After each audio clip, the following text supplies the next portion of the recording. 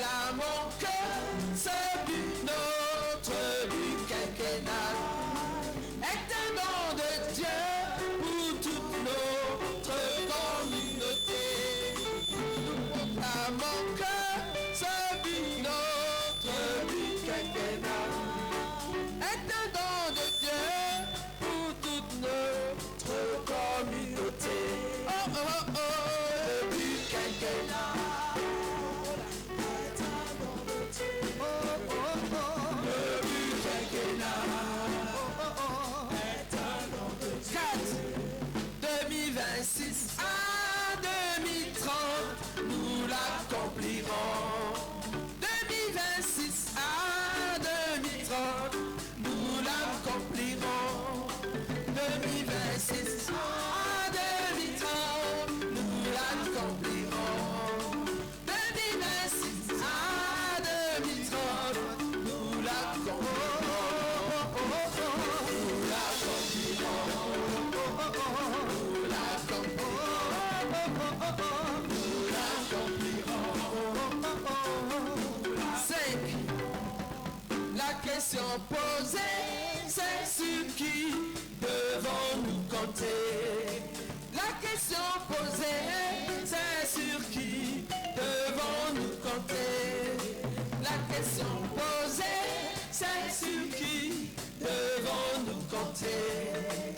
La question posée, c'est sur qui devons-nous compter? Comptons sur les jeux. Seigneur, compte sur moi. Comptons sur les jeux. Seigneur, compte sur moi. 6.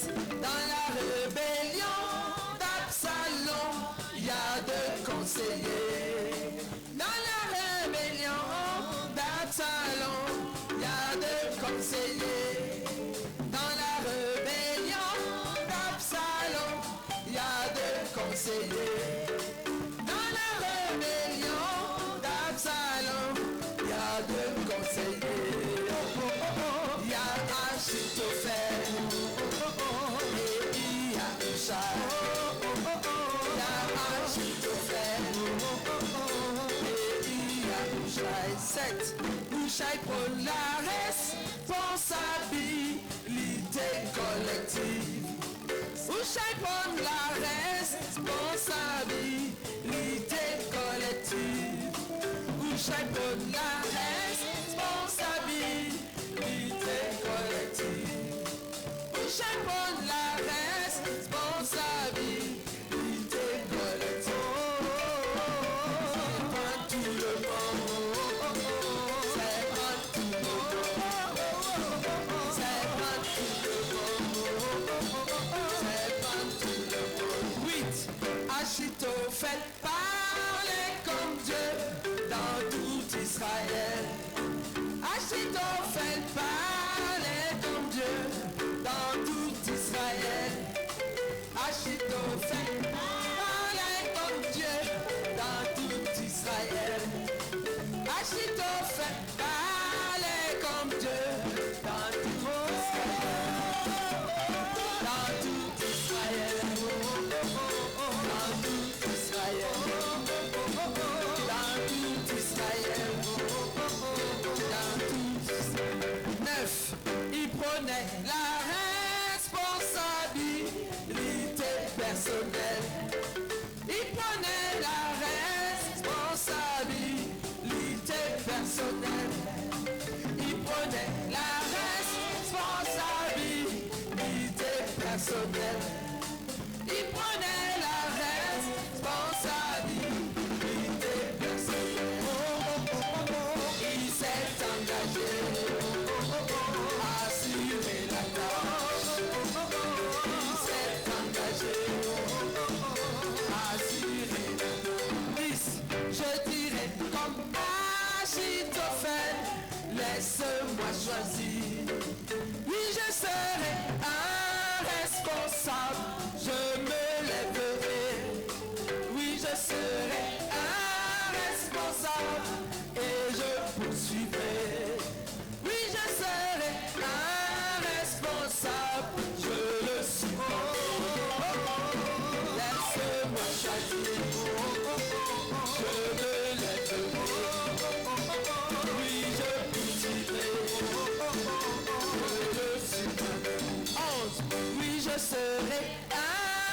responsable, j'épouvanterai.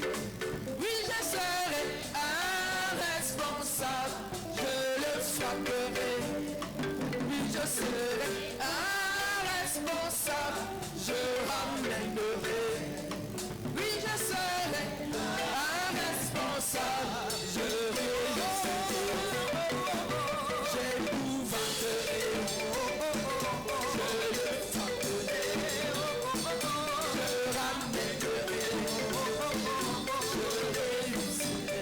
12. Ô Seigneur, éveille-moi ma tâche dans ce quinquennat. Ce que tu veux que moi seul fasse, et je le ferai. Et révèle aussi à mon frère ainsi qu'à ma soeur. Et accorde à chacun de nous d'investissons tout. Investissons tout.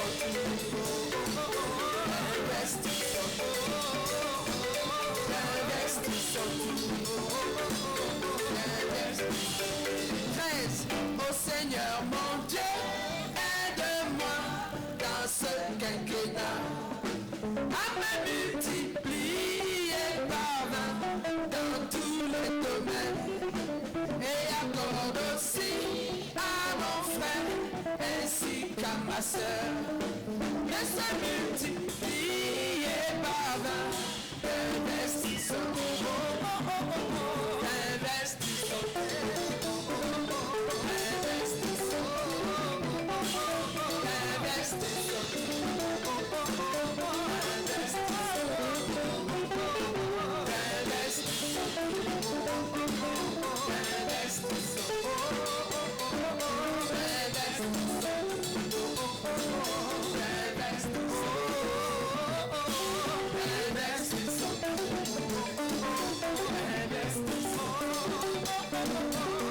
investissons,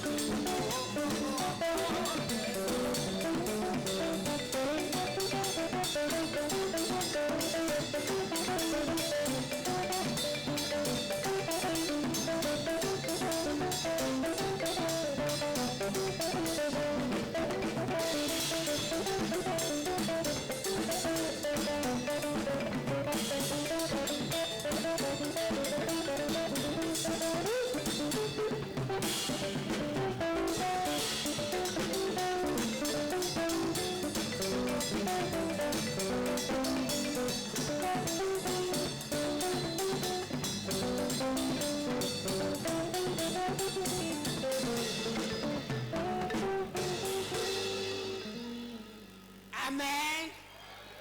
Donc, ouvrons nos oreilles. And then later on, to lessen it, I said, I could have answered and said, now I know I mean so much to you. That one is more positive. Not so. Now I know I mean so much to you. You can sing lies. On peut chanter des mensonges, n'est-ce pas?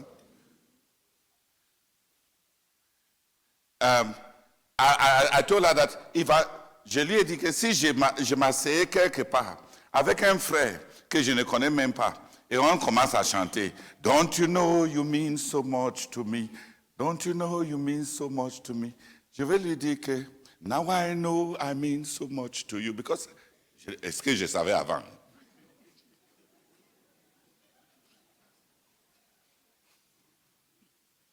Il m'avait montré ça quand.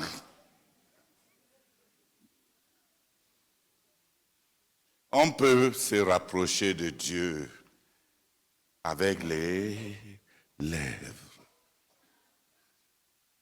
sans cœur, sans véritable engagement. Donc, je ne dis pas qu'il faut aller répondre aux gens quand on est en train de chanter. Don't you know you mean so much to me? N'empruntez pas ce que je disais à ma fille là. C'était pour la choquer. Je sais que je compte beaucoup pour elle. Mais je voulais la choquer parce que je ne voulais pas qu'on s'habitue juste à mentir. Qui a compris? Mais pour de vrai, si tu es assis à côté de quelqu'un avec qui il n'y a jamais eu même d'électricité, hein, et c'est pendant qu'on chante, qui se retourne vers toi pour dire, don't you know you mean so much to me? Dis-lui que, now I know I mean something to you. Parce que, est-ce que tu savais avant? Tu ne savais même pas avant.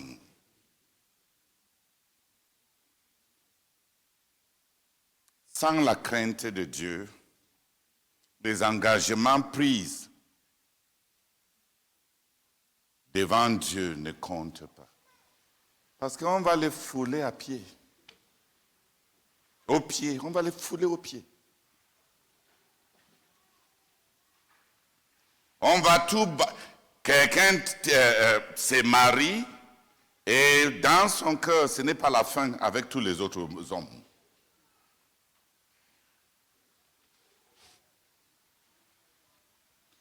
Et elle s'est mariée. C'est la consécration, n'est-ce pas? Le mariage, c'est une sorte de consécration. Je me donne à toi.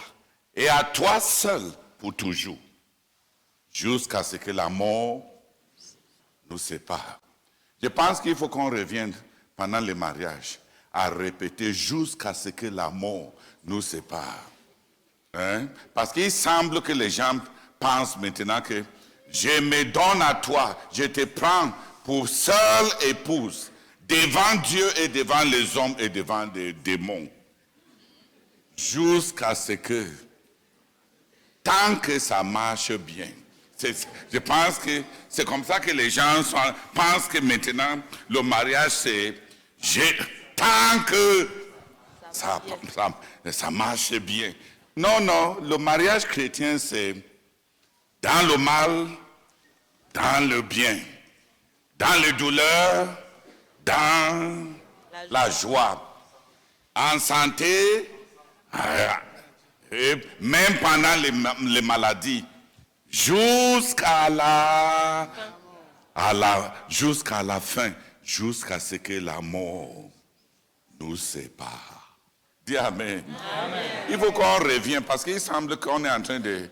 Il y a des mariages modernes.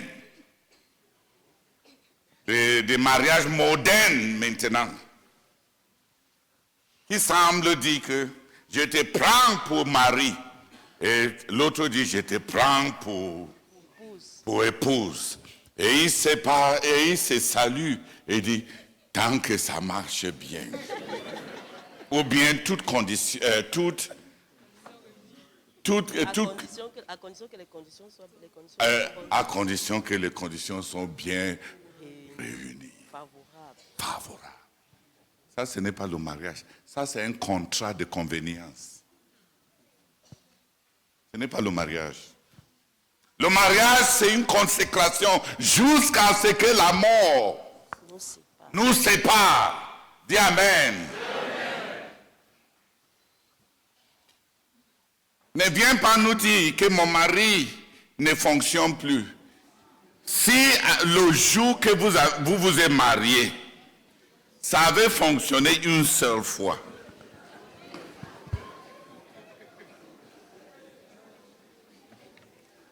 Tu es dedans, dis Amen. Tu es dedans. Jusqu'à ce que la mort nous sépare. Maintenant, il est malade. Le Seigneur peut pourvoir à la grâce pour te garder. De même, les engagements qu'on prenne envers Dieu. S'il n'y a pas la crainte de Dieu dans le cœur, on peut prendre de ces grands engagements devant Dieu, dire de ces gros mots spirituels, et par derrière vivre comme des plébéiennes, comme les vulgaires, vivre comme les gens du commun, vivre comme si on ne s'est pas donné hier à Dieu. Vivre comme si on s'appartenait encore. Vivre comme si. Ce qu'on a dit à Dieu, rester au lieu de là-bas, au lieu de la prière, là où on avait dit ça, ou bien ça reste seulement là-bas à l'église. Dès qu'on va entrer par la porte de l'église, on revête la consécration. Quand on finit là-bas, on laisse les habits de consécration à l'église. Non. C'est une chose horrible d'avoir du mépris pour Dieu. De prendre des engagements que tu n'as pas l'intention de tenir un jour. De mentir à Dieu. On va prendre 3 passages. On va lire Malachie, chapitre 1, de 6 à 14. Dieu est en train de se plaindre. On dit Malachie, non? Oui, Malachie 1. Voilà, c'est les serviteurs de Dieu. Dieu est en train de se plaindre de ses serviteurs qui le méprisent. Malachie. Ouvre ta Bible, ouvre ta part de Bible. Juste avant Matthieu.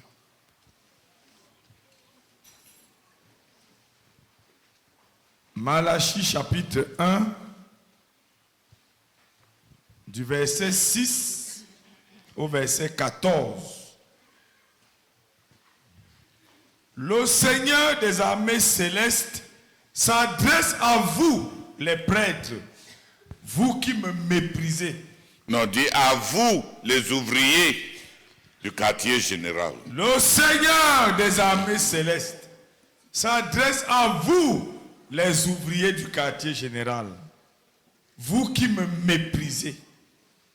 Un fils honore un père, un serviteur son maître.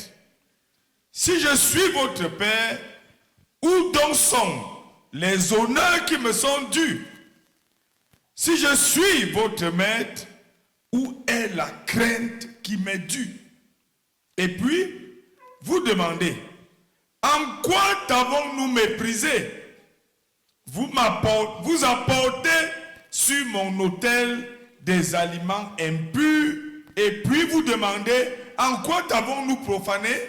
Non, qui a compris la première réponse de Dieu? La première manière de mépriser Dieu, c'est la qualité de ce que tu donnes à Dieu. Quand tu donnes à Dieu ce dont tu peux te passer, quand tu donnes à Dieu les enfants qui ont échoué à l'école, quand c'est les gens qui ne vaut rien que tu pousses vers Dieu, quand tu donnes à Dieu, quand tu veux travailler et quand tu seras vieux et tu es en retraite et personne ne peut t'embaucher, c'est à ce moment-là que tu viens au quartier général pour venir servir Dieu. Quand tu donnes la qualité de ce qu'on donne à Dieu.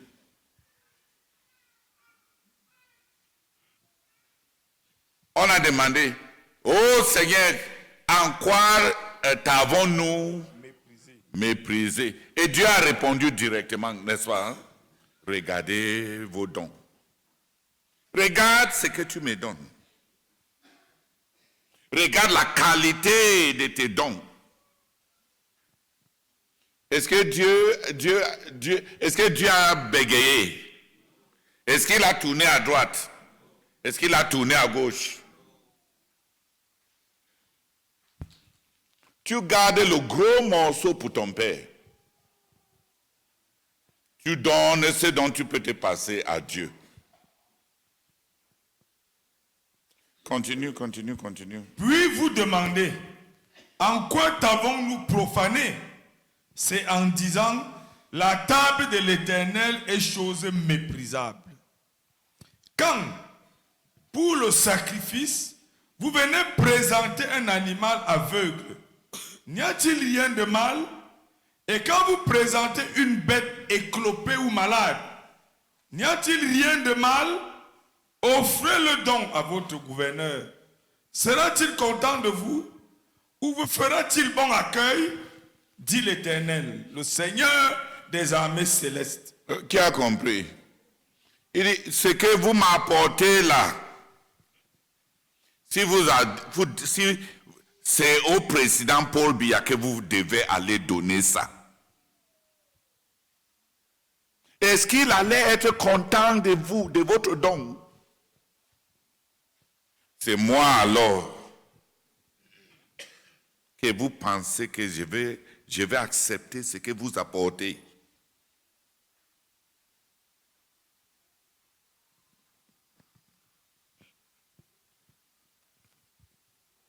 Ensuite, après avoir agi ainsi, vous venez supplier Dieu d'avoir pitié de vous. Vous fera-t-il bon accueil? Demande le Seigneur des armées célestes. Donc disons ça directement. Dieu dit, la qualité des dons que vous m'apportez là. Après, quand vous allez venir prier, vous pensez que je vais exaucer. Vous pensez que, après m'avoir traité comme vous m'avez traité là, me prendre comme le dernier de tout, que quand vous allez prier, que je vais exaucer. Il dit vraiment, vous vous trompez. Donc, une des choses qui bloque les prières, c'est le mépris pour Dieu.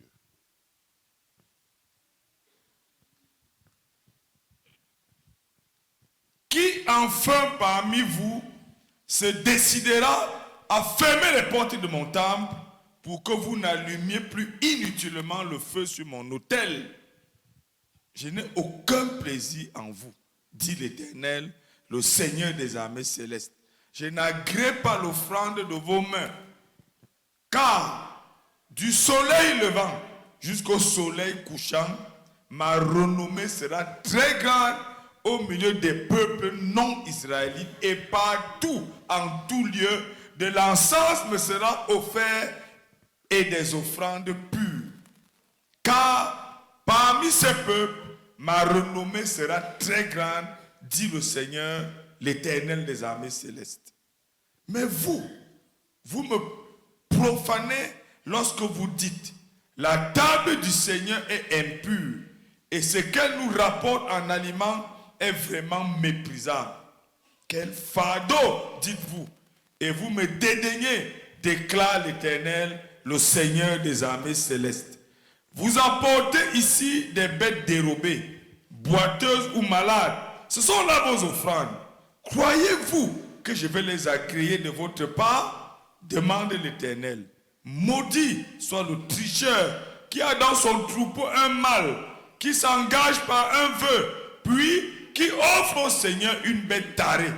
Car je suis un grand roi, déclare l'Éternel, le Seigneur des armées célestes, et les peuples non israélites me craindront. Amen. Dieu est en train de dire qu'il y a des gens, il y a les autres personnes qui vont le traiter avec honneur. Il y en a qui vont le craindre. Mais Dieu est entré en débat avec les gens qui sont venus pour le servir. Et il commence à dire, tous ces services qu'on rend à Dieu là, ça nous rapporte quoi? Et Dieu dit, il fiasque même. Il dit, combien? Je suis fatigué. Le service de Dieu est devenu fatigant.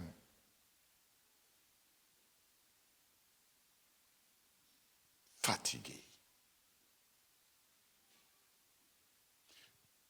Le mépris pour Dieu se manifeste par la qualité des choses qu'on donne à Dieu.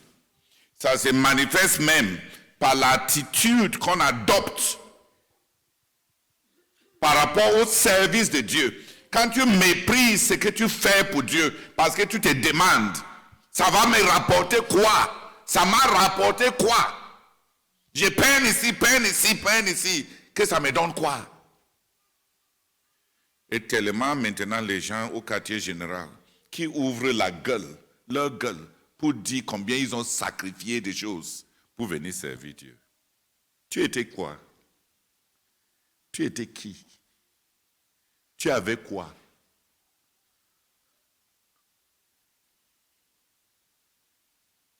Voilà comment le péché du mépris se manifeste parmi les gens qui servent Dieu. Les plaintes, le dégoût, la révolte,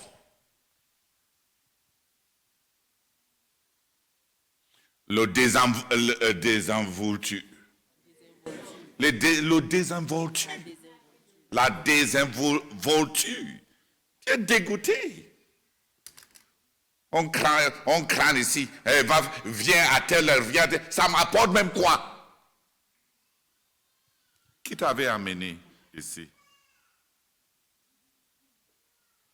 Et le Seigneur dit, bien que vous êtes mes serviteurs et vous ne me craignez pas, et vous ne m'aimez pas, et vous ne me chérissez pas, sachez que ailleurs, dans les autres nations, je vais trouver des gens qui vont me servir comme je mérite. Je vous déteste. Tu vois, on n'a pas dit que c'est les gens qui ont commis l'adultère. Est-ce qu'on a dit que c'est les gens qui ont commis l'adultère? On n'a pas dit que c'est les gens qui ont volé. Est-ce qu'on a dit que c'est les gens qui ont volé? On n'a pas dit que c'est les gens qui ont refusé de servir Dieu. Est-ce qu'on a dit qu'ils ont refusé de servir Dieu? Leur cœur, ils sont révoltés dans leur manière de servir Dieu. Révoltés. La qualité de ce qu'ils apportent à Dieu est piètre. Ils font de grandes consécrations. Comme il dit ici, les gens font des vœux à Dieu. Je vais t'apporter le meilleur de moi-même.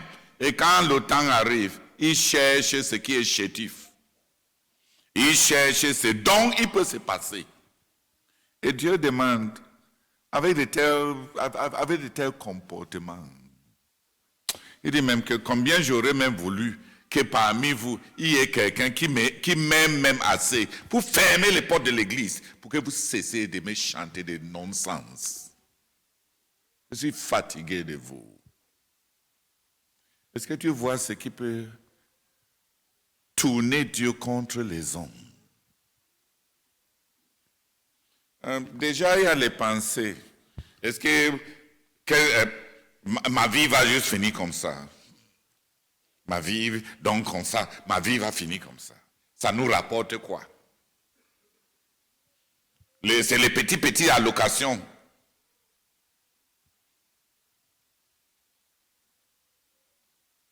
Les petits allocations qu'on ramasse ici. C'est pour ça qu'on doit nous gronder. S'il te plaît, si tu te reconnais dans ces attitudes, tu es en rouge, tu es dans le livre rouge de Dieu. Dieu déteste les gens qui le méprisent et qui méprisent son service. Les gens qui ont monnayé son service pour demander, tout cela me rapporte quoi?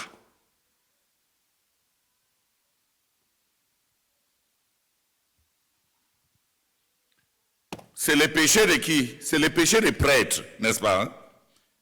Le péché dont on est en train de parler ici, c'est le péché des païens, c'est le péché des jeunes croyants, c'est le péché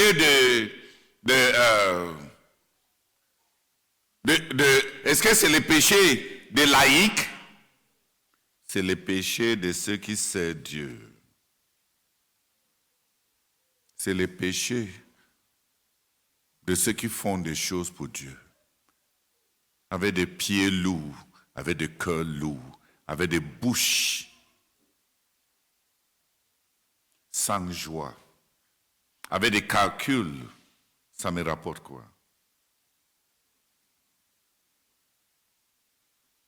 et avec du mépris et le dédain.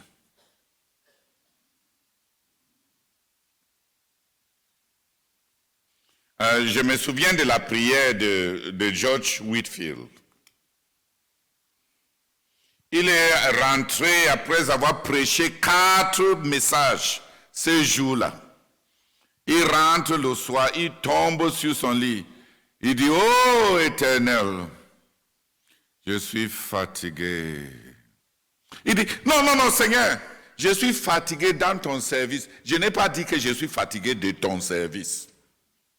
Seigneur ne me comprend pas mal. Tu vois la crainte de Dieu.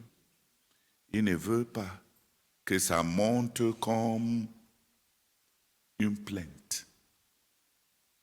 Seigneur, je suis fatigué dans ton service. Mais Seigneur, je ne suis pas fatigué de ton service. Qui a compris la différence? Il a sursauté pour corriger rapidement ses propres prières. Est-ce que toi, tu aurais eu cette sensibilité? Il se peut que toi et lui, vous ne servez pas le même Dieu. C'est si facile de se plaindre. C'est si facile de faire des réclamations. C'est si facile de vanter ses sacrifices. C'est si facile de rendre Dieu comme si Dieu était un mendiant à qui on faisait des faveurs. C'est si facile pour plusieurs. C'est le péché du mépris. Et évidemment, comme Dieu lui-même dit dans ce passage, des gens qui sont comme ça ne tiennent pas leurs vœux. Quand ils font des vœux à Dieu, ils ne respectent pas même leurs propres vœux. Ils établissent des listes, des ambitions, des buts qu'ils n'accomplissent jamais.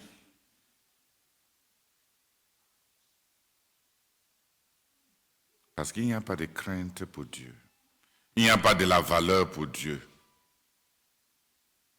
Le Seigneur a demandé, la chose normale, c'est qu'un fils honore son père.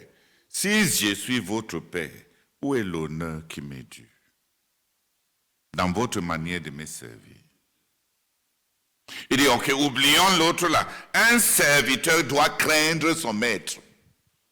Si je suis votre maître, où est la crainte qui m'est due?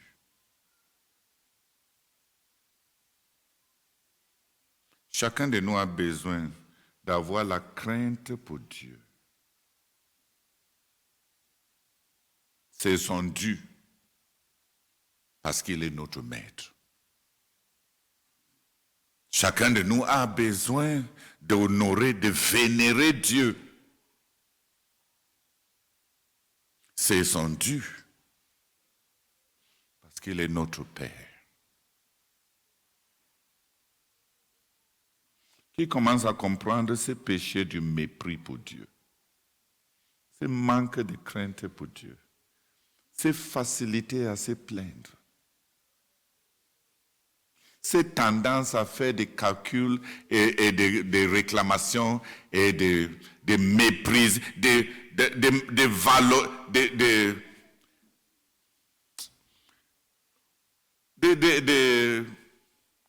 comparer le service, de comparer, de classer, de catégoriser le service de Dieu par rapport à la location que tu reçois.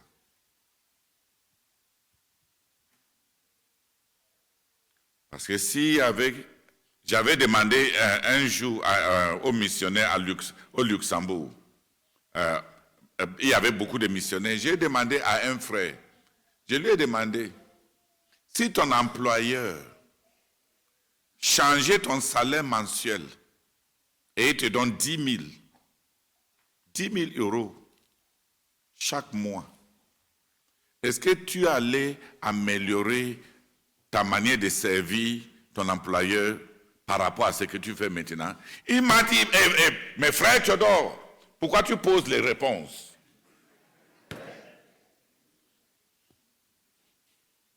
On a 10 000 euros La fin du mois. Il dit, je serai au bureau 1 heure avant le temps. Et je vais rester même 30 ou 1 heure après. Et je ne serai pas distrait, je vais faire 10 000. Tu as dit 10 000?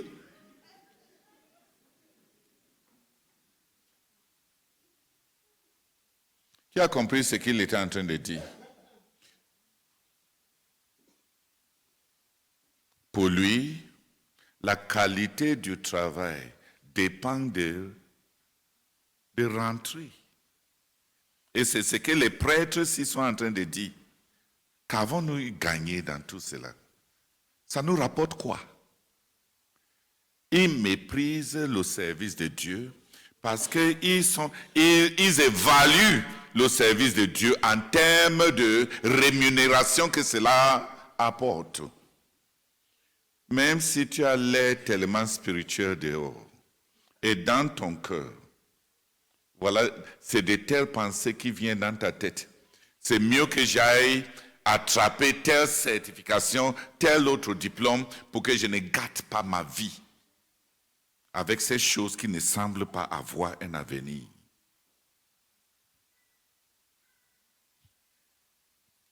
Qu'est-ce que Dieu dit de telles personnes? Je vous déteste.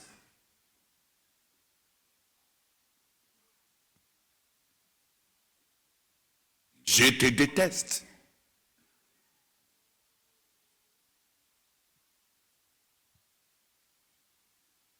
Ok, comme on dit, on est en train de parler cœur à cœur. J'ai exagéré. J'ai dit quelque chose dans le passage qui n'est pas là-dedans. Quand tu viens à Koumé, tout servir Dieu, et tu tisses des amitiés avec les gens qui méprisent Dieu, dans leur manière de traiter le quartier général, dans leur manière de parler de leur service, tu as ramassé leur malédiction. Parce que Dieu dit que les prêtres qui ont décidé de le servir, sans le craindre, sont maudits. On peut ramasser les malédictions en entrant dans le service de Dieu sans craindre Dieu.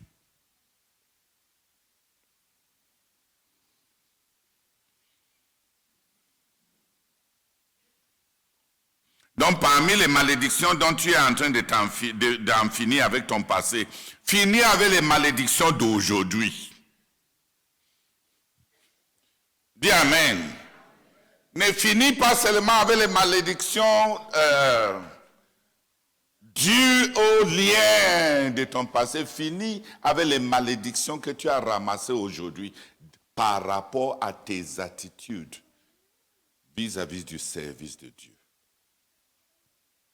Les mépris, les réclamations. Plusieurs frères ici.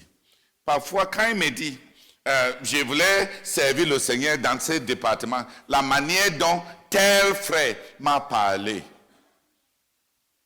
m'a tellement blessé. Je me demande, si tu devais aller travailler à la fonction publique et ton patron là-bas te parlait, tu vas rentrer dire ça. Que de cette manière que mon patron me parle, je ne veux plus arriver au service. C'est le mépris. Les gens même qui sont tes patrons dans le Seigneur, dans les départements, tu te fâches tellement quand ils te parlent. Pourquoi? Ils sont méprisables à tes yeux. Et Dieu dit, je te déteste.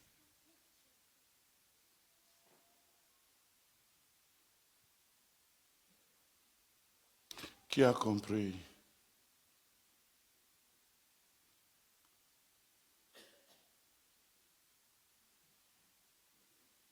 On est en train de cirer les airs. Crâner. Vanter.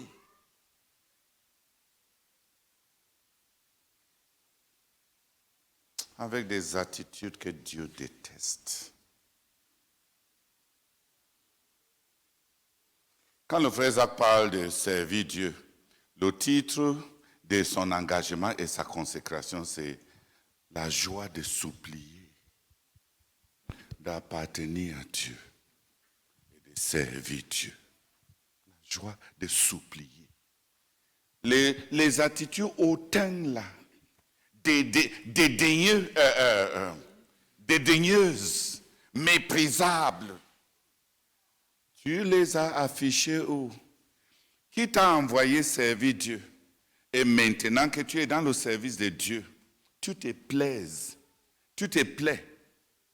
à mépriser Dieu, mépriser tes patrons, mépriser tes boss et médias, tes chefs et médias.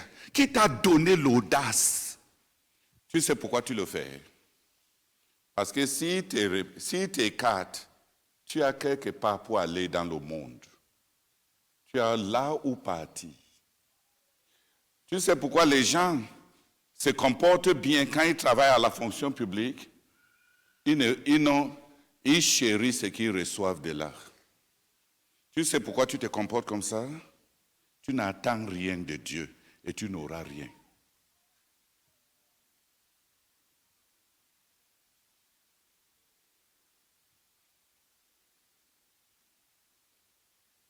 Je t'assure, si ton DG dans la société te dit, espèce de broussard, viens ici, tu es mal élevé.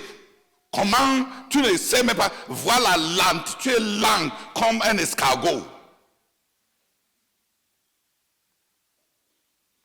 Tu vas lui dire, monsieur, toi qui es assis là-bas, tu as calculé ton âge par rapport à mon âge. Avant de me parler comme ça. Quand tu penses à tes 100 000, la fin du mois, tu gardes la bouche. Donc les gens qui pensent qu'ils ont un problème avec la colère naturellement, parce que c'est la malédiction qui est dans leur famille. Ils n'ont pas la malédiction, la face à un patron qui va les payer leur salaire. C'est le mépris pour Dieu. C'est du mépris. Je ne suis pas en train de dire que les aînés devaient gronder les gens et insulter les gens. Si eux aussi, ils craignent Dieu, ils ne vont pas le faire. Mais pourquoi tu réagis comme tu réagis? Pourquoi c'est facile pour toi de foutre le camp, de balancer avec le revers de la main des attitudes et des frais dans le service de Dieu au quartier général? Tu méprises Dieu. Et tu perds ton temps dans son service. Parce que tu n'auras rien. Tu es venu ramasser une malédiction.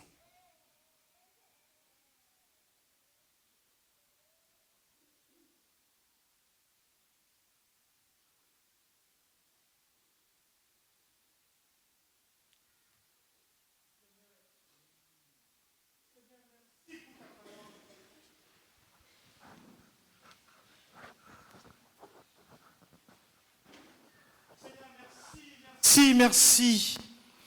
Merci pour ta parole qui me fracasse de l'intérieur. Seigneur, merci pour la crainte que ça m'inspire. Et Seigneur, pardonne-moi pour le passé. Je te supplie, Seigneur, aie pitié de moi. Et Seigneur, je vais te craindre. Et je prie pour davantage un cœur qui te craint. Un cœur repentant, un cœur contrit, brisé, un cœur qui honore Dieu, qui exalte Dieu à partir de l'intérieur. Oh Seigneur, merci de révéler la profondeur des pensées des ouvriers. Merci de révéler l'horreur du mépris dans le service de Dieu, ce péché des ouvriers. Seigneur, je prie que tu me délivres de toute trace de mépris dans mon cœur. Bénis-moi avec un cœur humble, un cœur qui supplie, qui exalte le service de Dieu. Seigneur, bénis-moi avec un cœur qui exalte. Et je prie que cela aille de manière profonde.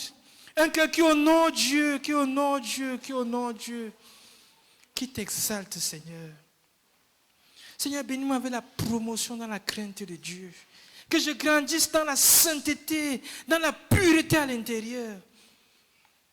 Et que j'ai même peur de mes propres pensées. Seigneur, merci pour ta parole. Merci pour ce grand privilège. Au nom de Jésus. Amen.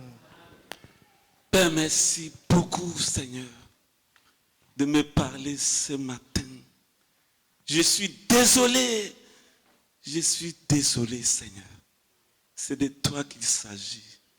Pardonne cette lourdeur, ce manque d'empressement. Je me repens pour t'avoir méprisé. Oh Dieu, aie compassion de moi. Je t'en supplie, Seigneur. Je change d'attitude de cœur. Je prie, oh Dieu, que tu viennes à mon secours. Au nom de Jésus-Christ. Amen. Seigneur, je te bénis encore pour ta parole qui m'interpelle.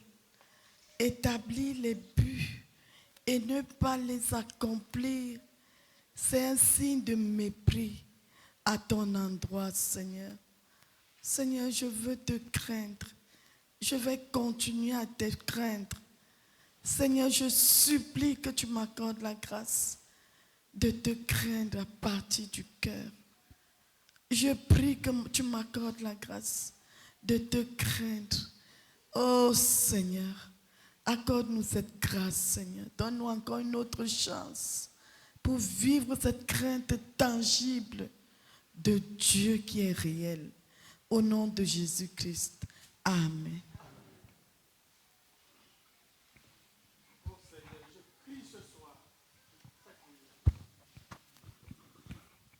Je confesse que j'ai marché sous la malédiction à cause du mépris.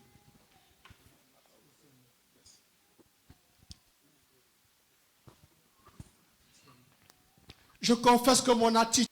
Ne dormez pas haut. Ça, ce n'est pas un sermon, ça c'est le cœur. Ça veut dire que ce n'est pas au banc que je parle. C'est à toi.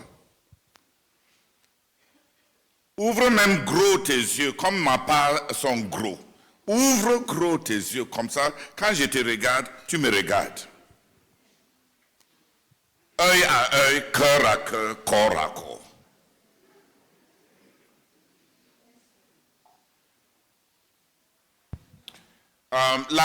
Le mépris pour Dieu n'est pas seulement ce que les prêtres ont pratiqué, c'est mépris pour son service, c'est mépris du service de Dieu à cause de l'apport financier ou matériel que ça apporte. Le mépris par rapport au salaire que ça donne. Ce n'est pas seulement ça. Dans Deutéronome 17, non, on ne va pas lire. Je vais juste donner le passage. Les cœurs à cœur ne sont pas supposés être enchaînés de beaucoup de passages. Dis Amen. Dans Deutéronome 17, versets 8 à 13, Dieu dit là-bas que quand vous allez arriver à Canaan, le pays de Canaan que je vous ai promis, qui est l'équivalent pour toi et moi de croire et de faire partie de l'Église. Et le Seigneur dit, quand vous allez arriver dans votre pays, terre promise là, et il y a des différends entre vous,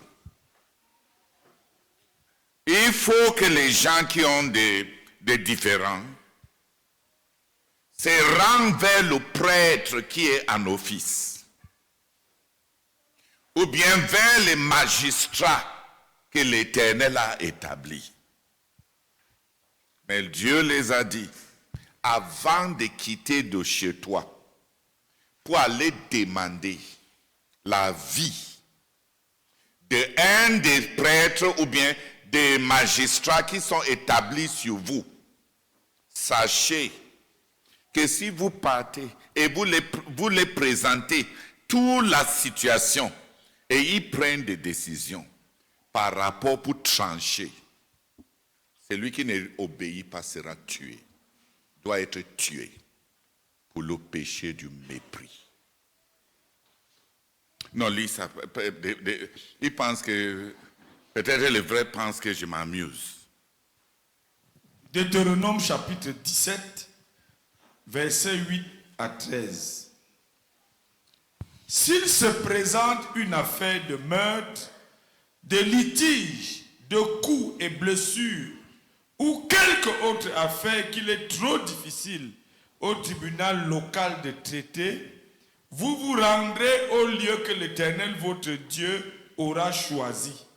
Et vous irez trouver les prêtres lévites et le juge qui sera alors en fonction.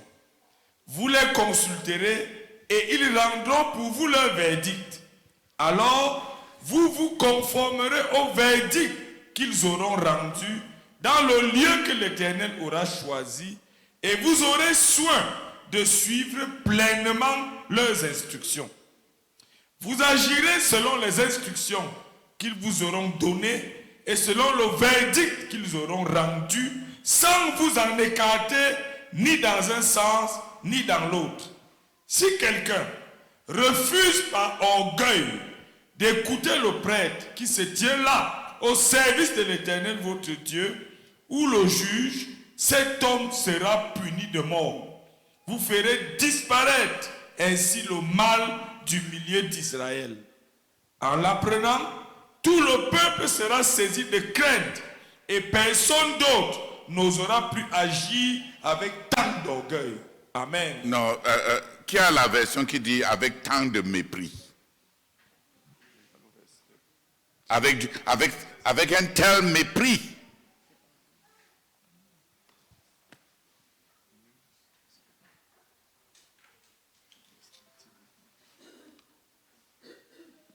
Vous n'avez même pas ouvert vos Bibles. Lui, c'est qu'on dit quoi?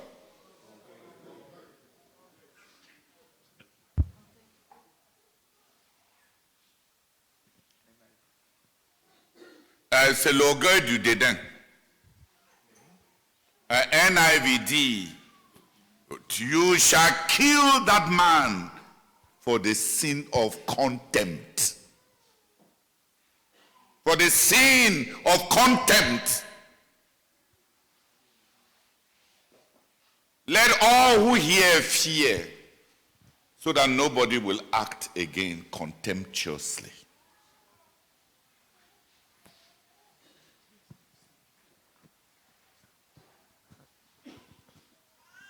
Le mépris pour les hommes que tu as établis.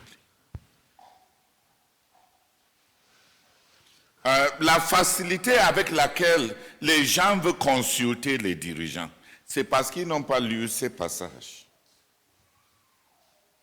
Tu as déjà quelque chose dans ton cœur, tu as déjà quelque chose dans ton esprit, tu veux simplement que le dirigeant dit, confirme, cachette ce que tu as dans ton cœur. Et tu peux présenter une situation, et quand il ne dit pas ce qui était dans ton cœur, tu oses te remonter contre ce qu'on t'a dit. Normalement, si on était dans une société civile et civique, tu devais être puni de mort. Pourquoi? Pour le mépris.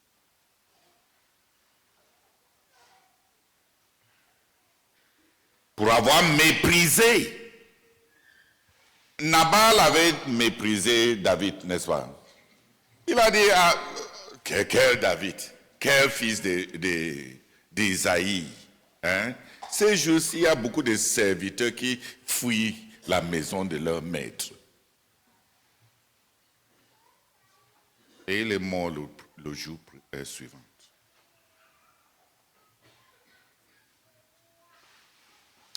Michal, la femme de David, est rentrée à la maison pour critiquer son mari dans sa manière de servir Dieu. Tu sautais là-bas comme un cabri, comme ça. Pourquoi?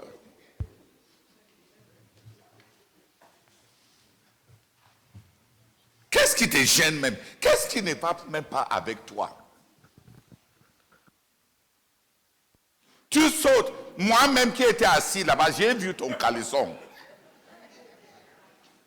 Et tous les sœurs qui étaient dans l'église, Ils ont vu ton caleçon. Et toi, tu dis que tu es le roi. La vérité est qu'aucun autre sœur là-bas n'avait vu le caleçon. Parce que la personne qui était devant eux était leur roi. Il n'y a qu'elle qui a vu son caleçon. Et comme elle a grandi dans le palais, et lui, il a grandi étant berger, c'était le moment pour lui, pour elle, de lui enseigner, de lui mettre à sa place. Comment il manque d'éducation, de manière cultivée. On ne sait pas qui a même mis un couron sur des gens comme toi là. Des gens... On ramasse les ganacos et on les met. Les couronnes sur leur tête. Et David a répondu simplement, c'est devant l'Éternel que je me réjouissais.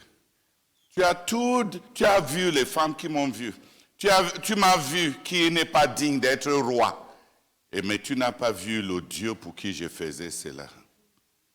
Et Dieu a fermé ses entrailles.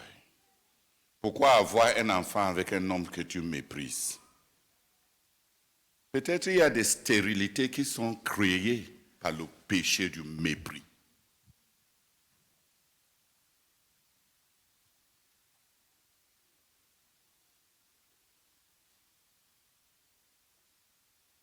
On peut être tellement familier, on peut avoir trop de familiarité avec les hommes de Dieu et on commence à les critiquer, à les tailler, à les ranger pour qu'ils se comportent selon nous.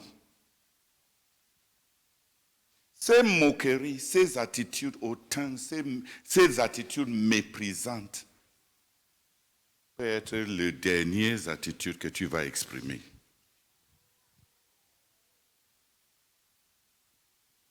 Nabal n'a pas vu un roi oint de l'Éternel.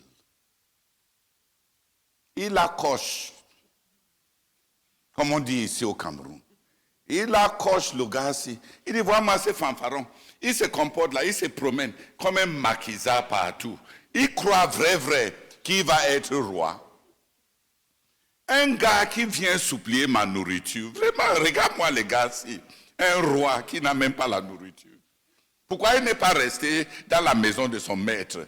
Au moins, il n'allait pas avoir faim. Maintenant, regarde les prétentions à être roi. Et il marche partout dans le désert. Et c'est mes brebis qu'il a vues, qu'il veut manger. Il dit abomination. Moi aussi, je n'ai pas de serviteurs. J'ai gardé mes moutons pour mes serviteurs. Et le lendemain, le Seigneur l'a gardé pour la mort. Qui a vu le sérieux du mépris? Michal n'est pas sorti de là indemne. Cette témérité, cette trop familiarité,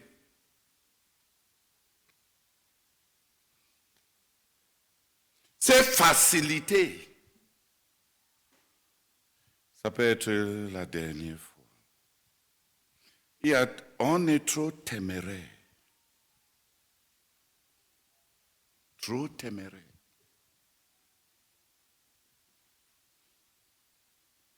Ésaïe même dit que ceux qui craignent Dieu, ceux qui tremblent devant Dieu, ils ont souvent une certaine manière de se comporter. Et parce qu'ils craignent Dieu, souvent leurs autres frères, qui ne craignent pas Dieu, qui les détestent, ont les tendances de se moquer d'eux. À toutes ces nuits de prière, ça vous a apporté quoi? Le jeûne là, ça vous a apporté quoi? Les nuits blanches là, sit well. Henriette, sit well.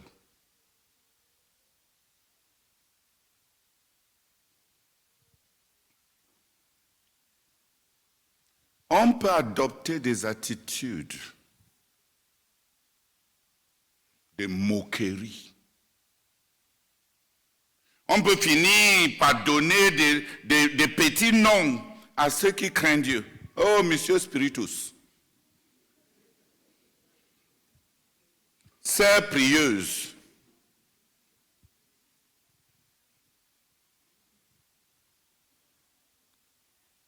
je vous assure, je sais, comme je connais mon propre nom, que tu ne peux pas finir ces moqueries sans les regretter un jour. Parce que tu as oublié. Tu as oublié par rapport à qui tu faisais ces commentaires.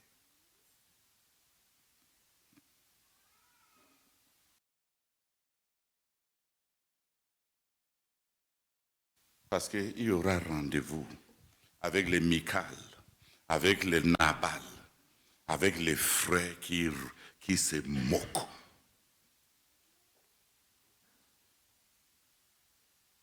Il y a rendez-vous. C'est mieux de craindre Dieu. Et c'est dangereux de se mettre à se moquer de ceux qui craignent Dieu. Et des tentatives qu'ils font pour plaire à Dieu. Qui à tes yeux, c'est à l'air d'être comme s'ils font trop. Ils exagèrent ça comme ça, pourquoi?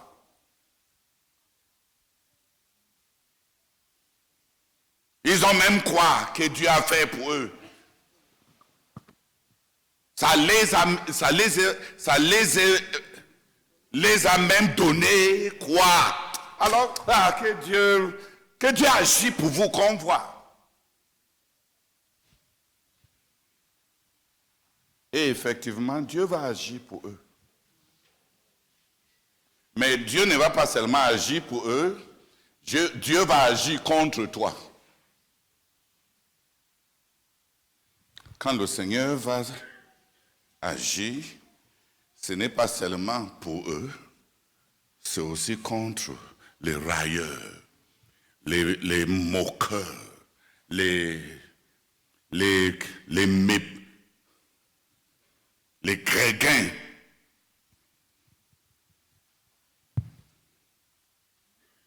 S'il vous plaît, priez. Qui a compris comment on devait marcher dans la crainte de Dieu? Dans la crainte de Dieu. C'est tellement triste de venir à Koumé, venir pour servir Dieu, et après on devient tellement téméraire. Téméraire dans les moqueries, téméraire dans les railleries, téméraire.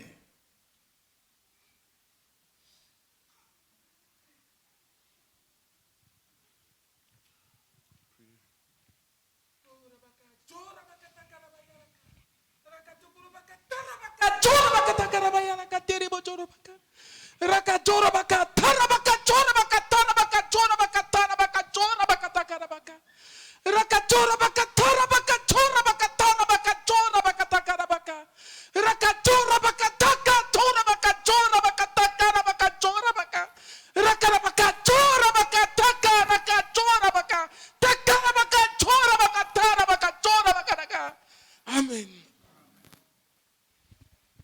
Seigneur, merci pour ta parole. Merci d'exposer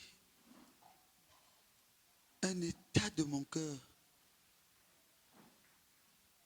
Je confesse que je suis effrayé par les paroles. Combien la crainte de Dieu, le mépris de la crainte de Dieu est devenu chose vulgaire. Seigneur, je prie que tu aies pitié de moi. Je supplie que tu m'accordes la promotion dans la crainte de Dieu dans mon cœur. Je prie pour un changement radical. Oh Seigneur, je t'en supplie. Aide-moi à te craindre. Aide-moi à te connaître, Seigneur. Aide-moi à faire du progrès. Je te supplie, Seigneur.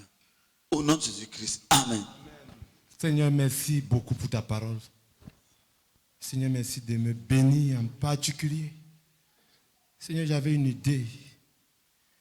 Seigneur, de ce qui consiste à craindre Dieu. Mais Seigneur, tu es très profond. C'est plus que ce que je pensais, Seigneur.